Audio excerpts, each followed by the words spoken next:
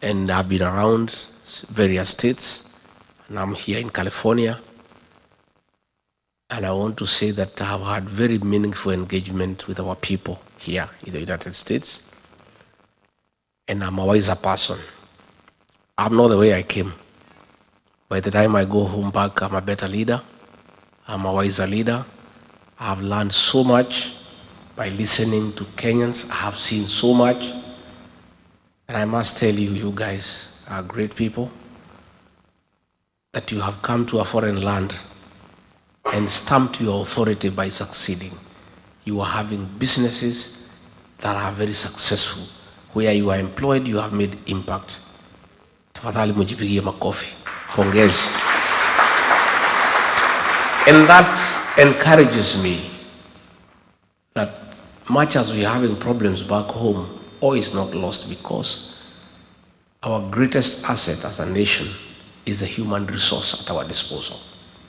And if you guys have succeeded here in the United States, where things are working and systems are right, it is clear to everybody that if we get working systems at home, things too can work. And I'm looking for that partnership with you, where we can work together and fix our country, because at the end of it all, east or west, home is best. And you didn't leave Kenya because you hate Kenya. No. You are not here because you hate home. No.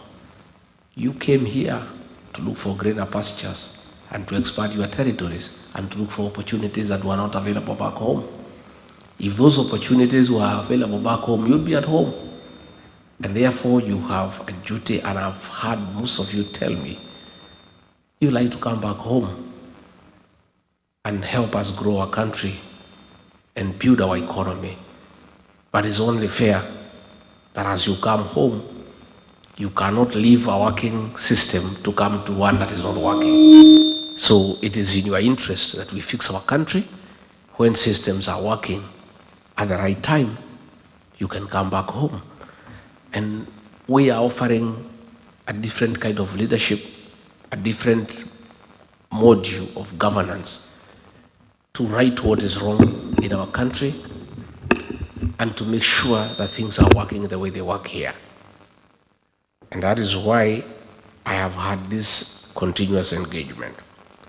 Before I explain to you what I think we can do together as our people from the diaspora, and we as a new administration in Kenya, for the benefit of our country, let me first bring you to speed of what is going on back at home.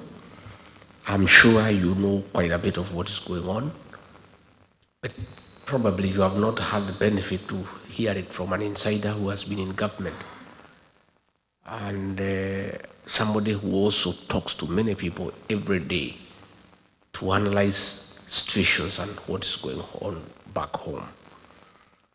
What is going back at home is that the president we elected, most of you, ourselves, we campaigned for him, has turned against the people of Kenya and become a dictator who cannot be told by anybody, and he's running down the country and nobody can talk to him. And he has compromised the opposition. He has captured Parliament and Senate, and there is nobody to hold him to account.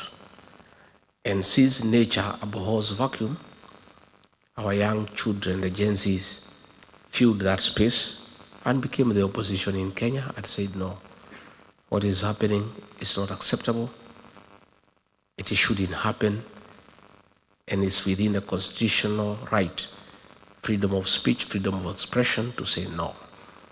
And then the president embarked on a very brutal purge and reprisal against the young people, leading to very violent abductions, forced disappearances, and extrajudicial killings. And as a result, in the last 2 years, many young people between the ages of 12 up to 24 have been killed. Others have been maimed. Others have disappeared. They are not known where they are. And there is a lot of fear, there's a lot of anxiety, there's a lot of anguish in the country.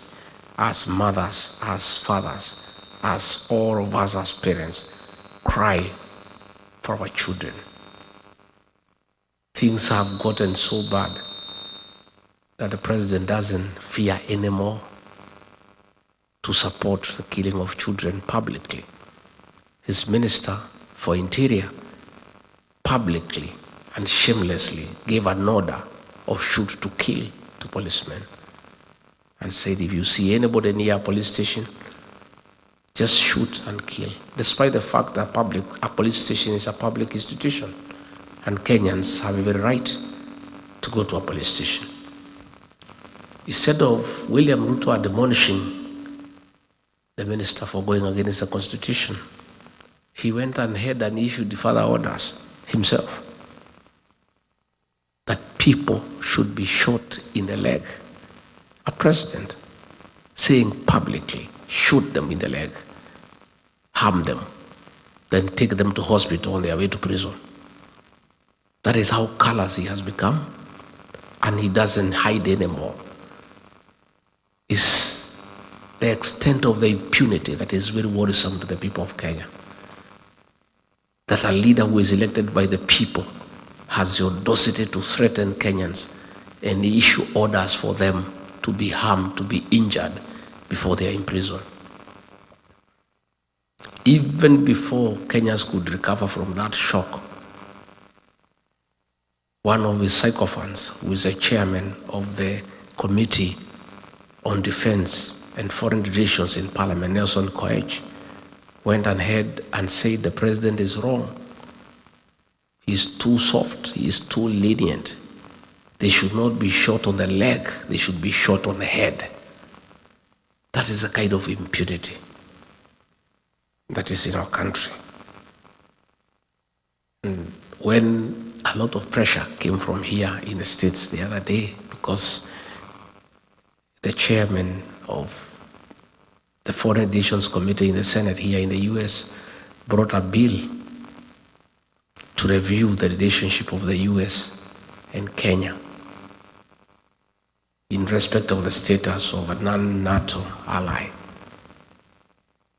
They are trying to do some little interventions to deceive the United States and the world that they are doing something. So the president has now formed a committee to look into how to compensate those who have been killed. How do you kill people, then you compensate them? What he should do before he can talk of compensation is first stop the killing and recite his order of shooting the leg and recite the order of Kipchumba Murkomen of shoot to kill before he can even talk about compensation. Fine, it is in order to compensate families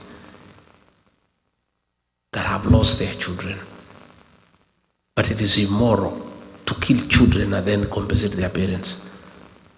Why don't you let them live? Let them live. You don't have to compensate them. If they are leaving you, there is no need for compensation.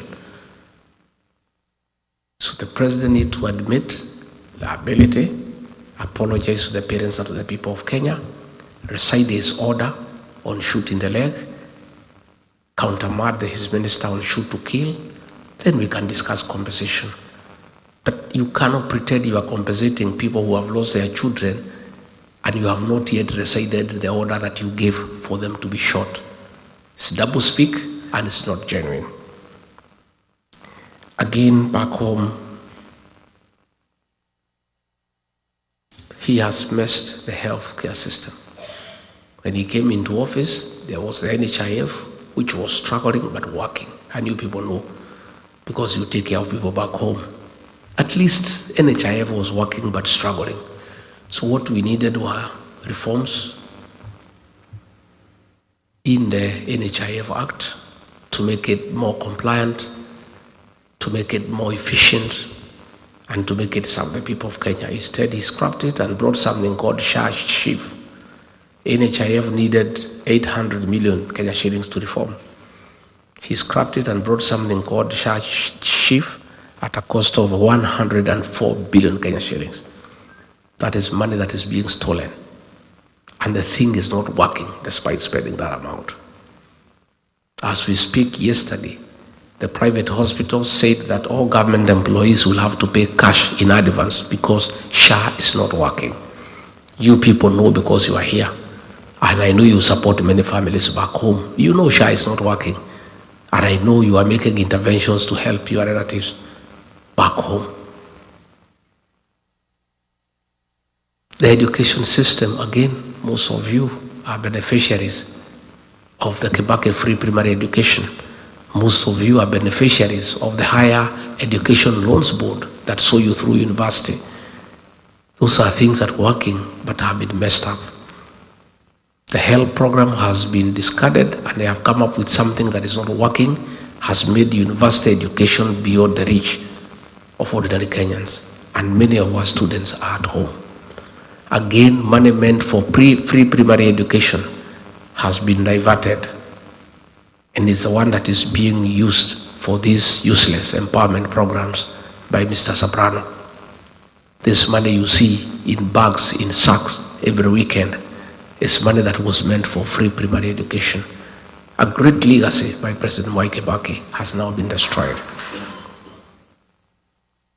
Business, there is no money in circulation.